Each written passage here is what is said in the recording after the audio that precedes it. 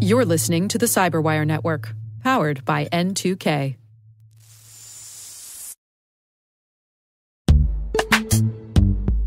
Struggling to secure on-prem apps with modern identity? Don't worry, you're not alone. Join industry leaders from Fortune 500 organizations to secure your apps on any cloud with any IDP, regardless of your environment's complexity. Meet Strata's identity orchestration platform, Mavericks. Say goodbye to the headaches of app refactoring and legacy tech debt.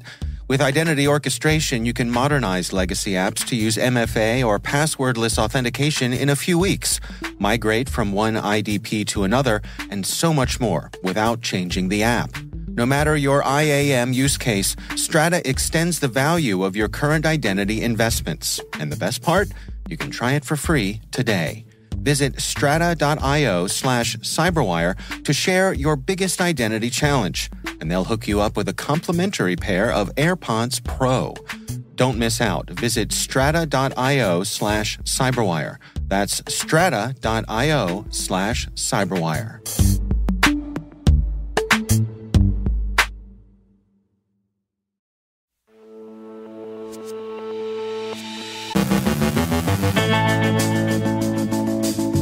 A BGP attack disrupts internet service. A data breach law firm's been breached. The Remcos rat returns. Poison packages in the PyPy repository. Hacktivist persona and GRU fronts. A BreachForums impresario is rearrested. The Cyber National Mission Force gets a new leader. In our Solutions Spotlight, Simone Petrella talks with ISC2 CEO Clar Rosso about putting a dent in the cybersecurity workforce gap. And LinkedIn as a dating platform?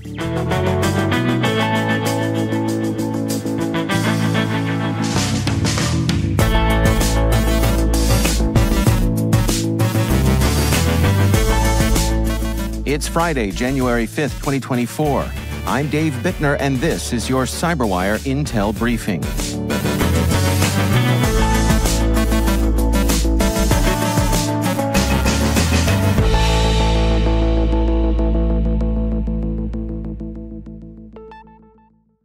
We begin today with news that Orange Spain, one of that company's primary mobile network operators, faced an internet outage after a hacker breached its RIPE account, altering Border Gateway Protocol, that's BGP routing, and Resource Public Key Infrastructure Configuration, that's RPKI.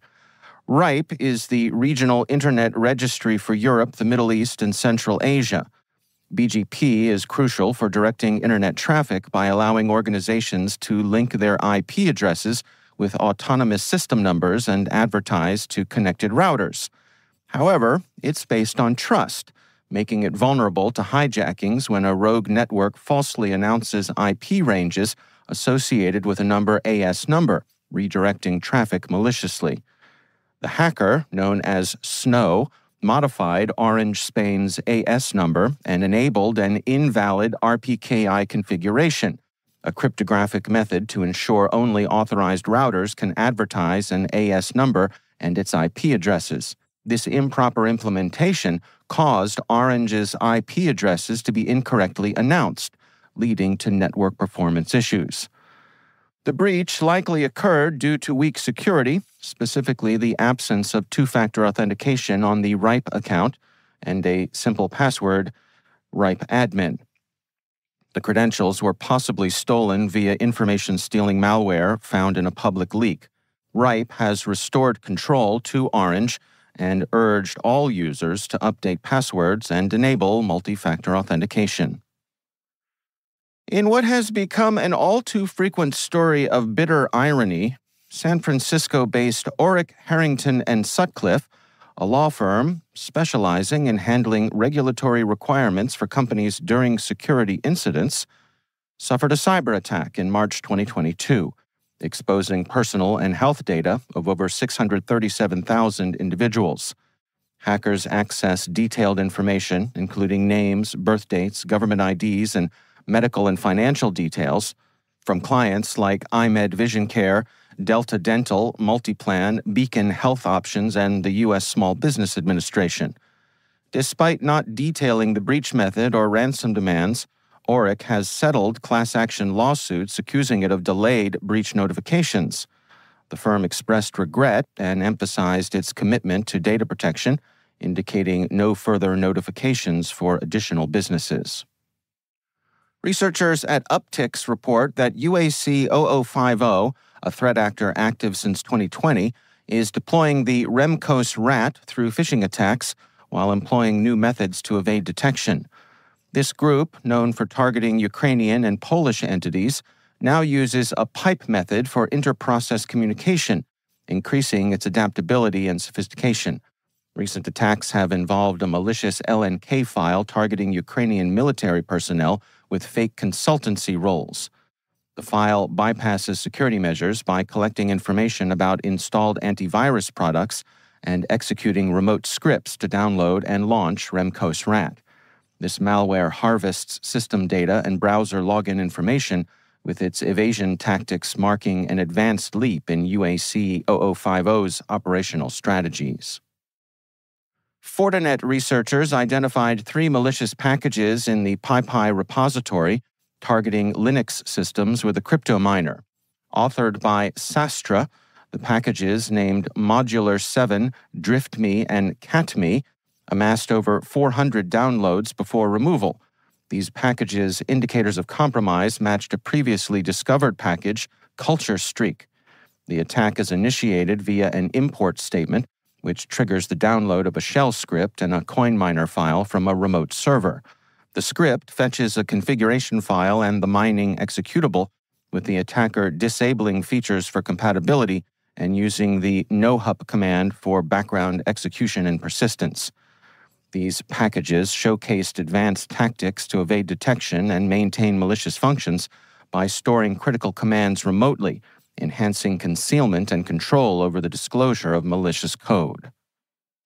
Connor Brian Fitzpatrick, age 23, of Peekskill, New York, and better known by his hacker name Pom Pom Purin, who took a guilty plea in July to charges related to the operation of the criminal BreachForums site and his possession of child pornography, has been rearrested.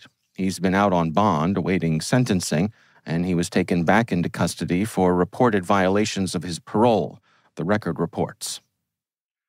Bleeping Computer describes the effects of the wiper phase of the recent cyber attack against Kyivstar. Ilya Vituik of the Ukrainian SBU described it as extensive and devastating, with challenging recovery efforts.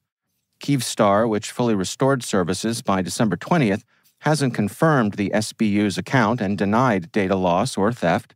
An ongoing investigation is exploring various lines of inquiry. Adam Myers of CrowdStrike attributes the attack to Russia's GRU, specifically the Voodoo Bear Group, which likely operated under the pro-Russian hacktivist persona Solzhenitsyn. The attack, coinciding with disruptions across Kyiv, is seen as part of Russia's broader cyber and psychological operations aimed at undermining public trust in Ukrainian institutions and demonstrating the power of combined physical and digital warfare.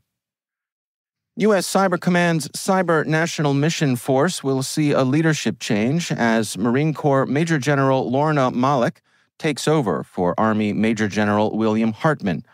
The CNMF, activated in 2014 with 39 joint cyber teams, plays a pivotal role in Cyber Command's operations and was made a permanent organization in 2022.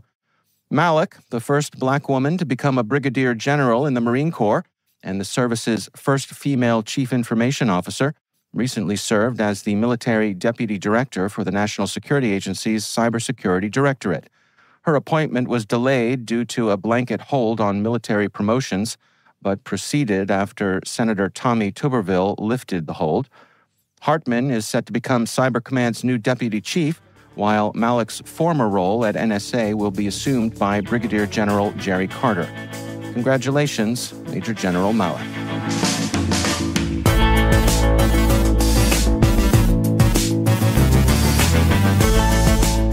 Coming up after the break, on our Solutions Spotlight, N2K President Simone Petrella speaks with ISC2 CEO Clar Rosso about putting a dent in the cybersecurity workforce gap through empowerment, breaking down barriers, and expanding diversity, equity, and inclusion initiatives.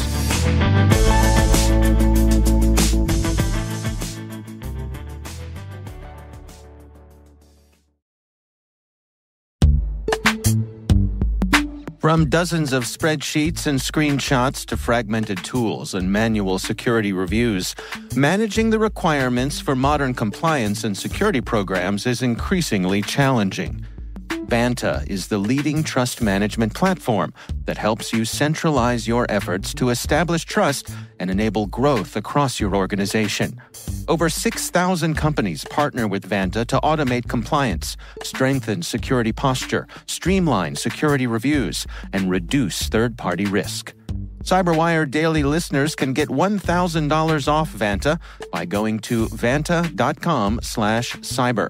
That's VANTA.com/cyber.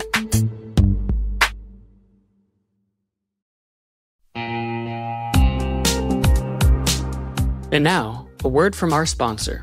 The Johns Hopkins University Information Security Institute is currently seeking qualified applicants for its innovative Master of Science in Security Informatics degree program. Study alongside world-class interdisciplinary experts and gain unparalleled educational, research, and professional experience in information security and assurance. Interested U.S. citizens should consider the Department of Defense's Cyber Scholarship Program, which covers tuition, textbooks, and a laptop, as well as providing a $32,000 additional annual stipend. Apply for this scholarship by February 1st and apply for the fall 2024 semester by March 1st. Learn more about both at cs.jhu.edu/MSSI.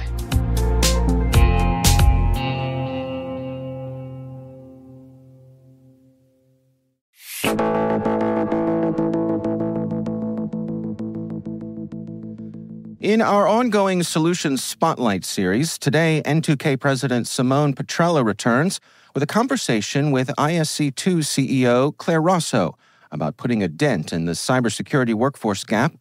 Here's their conversation. One organization that's been representing the cyber workforce since, I believe it's 1989, is ISC2. And I am so excited to be joined today by Clar Rosso. And you've spearheaded some pretty amazing initiatives in your tenure since joining. But Clar, I'm excited to talk today about some things that you all are doing to help tackle that, especially around diversity initiatives as well.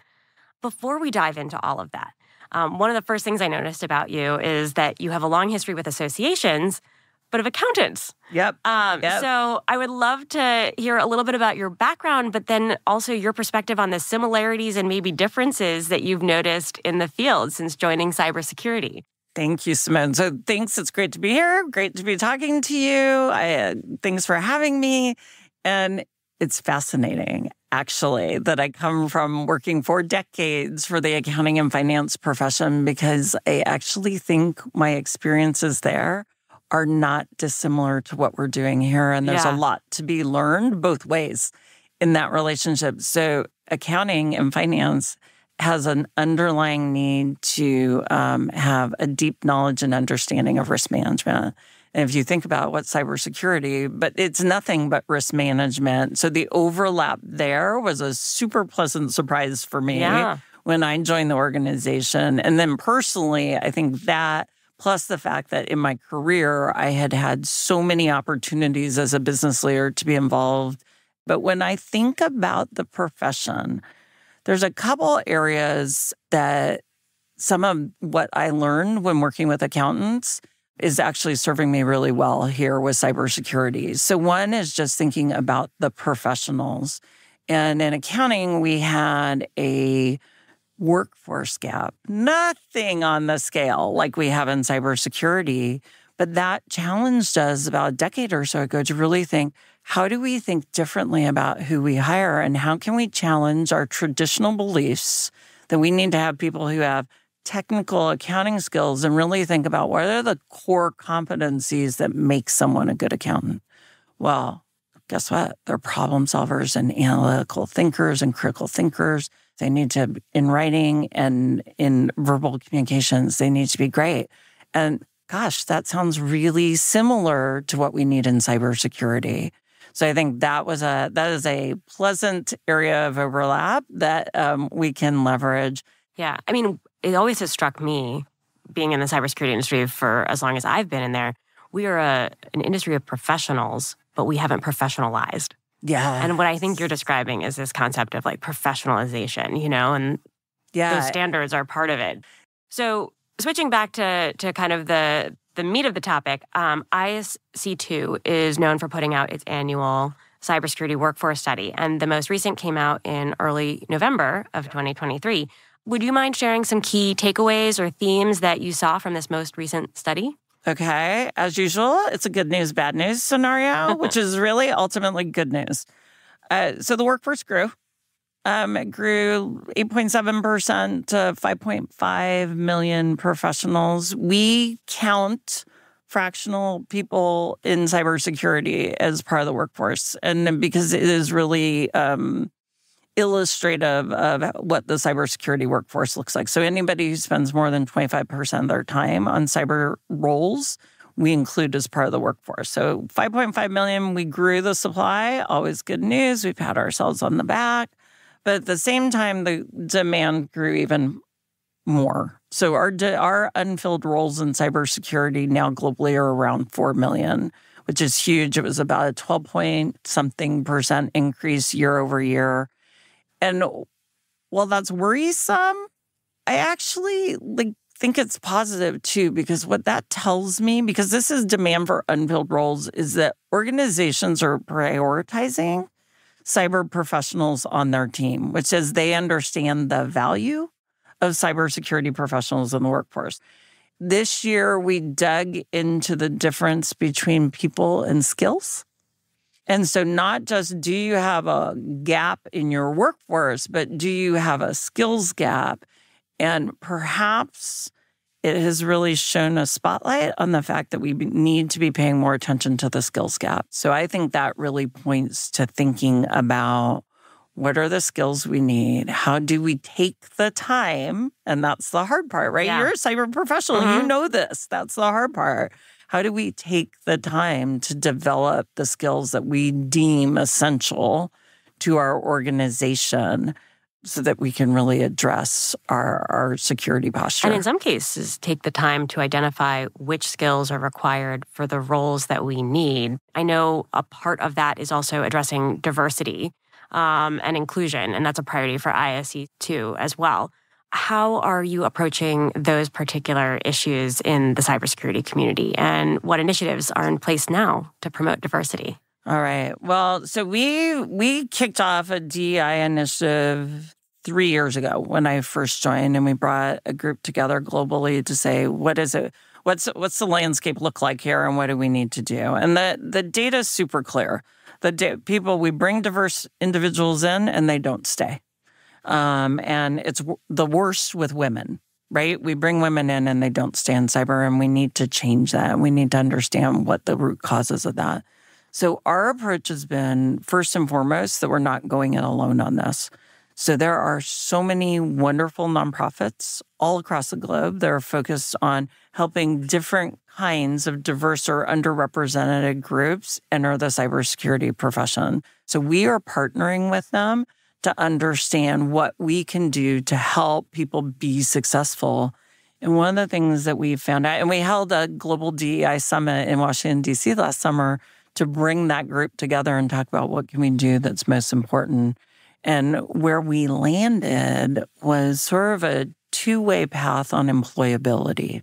How do we, for individuals beyond our certified in cybersecurity, how do we help provide them with the tools and the confidence they need to consider a job in cyber, to interview for a job, to create that resume, to successfully onboard in a job, and especially when you might be onboarding in an organization where you don't see a whole lot of people like you there?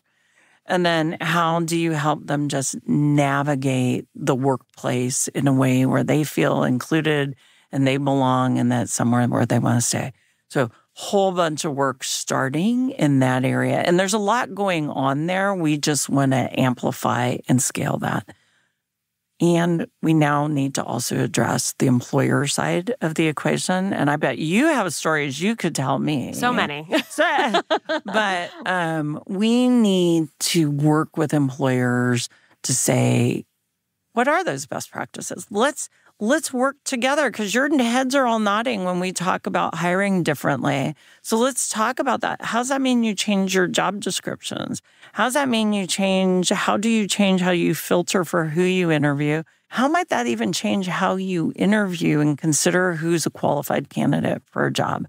And so we're gonna work on the employer side with all those things. We're gonna talk about pay equity with people. We're gonna talk about their advancement practices and how to do it. And then we're gonna start to spotlight the organizations that are doing it well. So we think if we add this other level, those employers will be the employers that people are beating down their door for. And I do think I absolutely see a strong willingness across the profession to head in this direction. And this goes back to, we want to do it, help us on how we do it. Yeah. We know there are resistors and there's really vocal resistors, but they are absolutely positively the minority in the profession, not the majority. Most people are very inclusive. I actually have been really impressed, moving from working with a different profession before to coming to cybersecurity, at how much cyber professionals want to help bring along the next generation of cyber professionals. Yeah. So I think we're ripe for change here. That's N2K President Simone Petrella with ISC2 CEO Clar Rosso.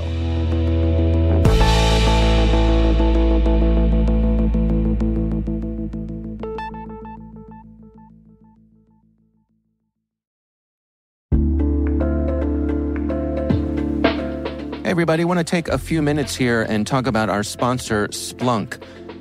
You need to keep operations humming around the clock, but potential disruptions are everywhere. Splunk helps you predict problems and find and fix issues fast, so you can reduce risk and ditch downtime. The world's largest enterprises rely on Splunk's unified security and observability platform to become more efficient, resilient, and innovative. With Splunk, you can react quickly, evolve faster, and be ready for anything. Stay ahead of disruptions. Learn more at splunk.com/resilience.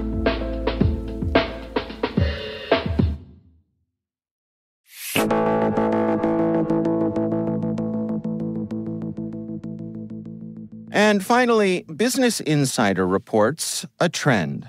People are looking for love on LinkedIn. There's a view, apparently, that it's easier to filter out poseurs, creeps, and losers there than it is on other more traditional Lonely Hearts sites. The potential for catfishing is obvious. Our lovelorn desk reminds us of the saga of Robin Sage, the fictitious online persona created in 2009 by white hat hacker Thomas Ryan.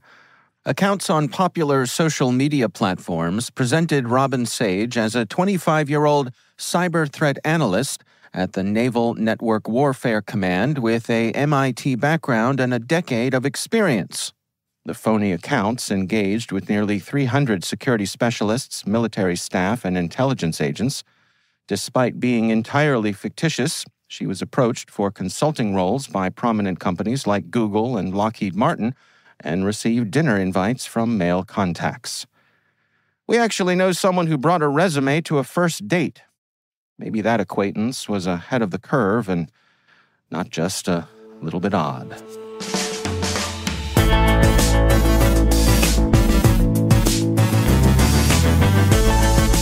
And that's the CyberWire. For links to all of today's stories, check out our daily briefing at thecyberwire.com. Be sure to check out this week's Research Saturday and my conversation with Guilherme Venere from Cisco Talos. We're discussing a deep dive into Phobos ransomware recently deployed by 8base Group. That's Research Saturday. Check it out. We'd love to know what you think of this podcast. You can email us at cyberwire@n2k.com. We're privileged that N2K and podcasts like the CyberWire are part of the daily intelligence routine of many of the most influential leaders and operators in the public and private sector, as well as the critical security teams supporting the Fortune 500 and many of the world's preeminent intelligence and law enforcement agencies. N2K Strategic Workforce Intelligence optimizes the value of your biggest investment, your people. We make you smarter about your team while making your team smarter. Learn more at n2k.com. This episode was produced by Liz Stokes. Our mixer is Trey Hester, with original music by Elliot Peltzman. Our executive producers are Jennifer Iben and Brandon Karp. Our executive editor is Peter Kilpie, and I'm Dave Bittner.